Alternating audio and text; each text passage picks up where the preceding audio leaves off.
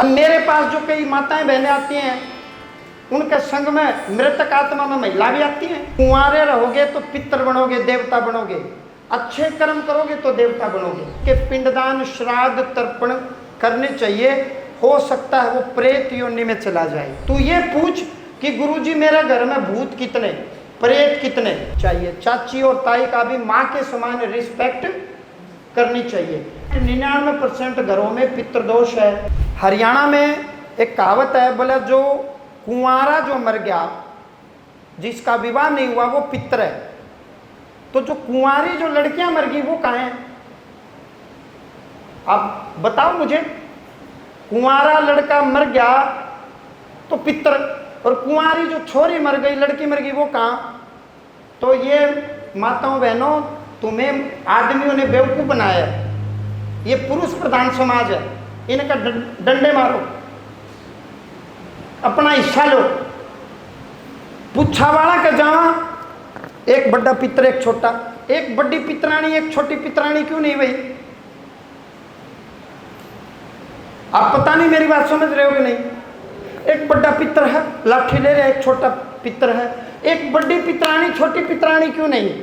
अब मेरे पास जो कई माताएं बहनें आती हैं, उनके संग में मृतक आत्मा में महिला भी आती हैं, और मैं बताता हूं ये महिला है, ये नाम है। तो ये कोई भी क्राइटेरिया नहीं है कि कुंवारे रहोगे तो पितर बनोगे, देवता बनोगे, अच्छे कर्म करोगे तो देवता बनोगे, और बुरे कर्म करोगे तो राक्षस बनोगे। सीधी सी बात है, ये कोई क्राइटेरिया नहीं है। हाँ, जिसका हिस्सा हमने लिया है उसके पिंडदान श्राद्ध तर्पण करने चाहिए, हो सकता है वो प्रेत योनि में चला जाए। पितर का मतलब पिता, और अंग्रेजी में कहते हैं फादर, और संस्कृत में कहते हैं पितृ, हिंदी में कहते हैं पिता, और उर्दू में कहते हैं अब्बा, अब्बा जान, अब्बा जान, ठीक है ना?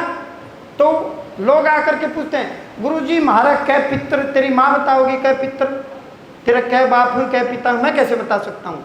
तू ये पूछ कि गुरुजी मेरे घर में भूत कितने, प्रेत कितने, मेरे घर में दिवंगत आत्माएं कितनी, ये पूछो।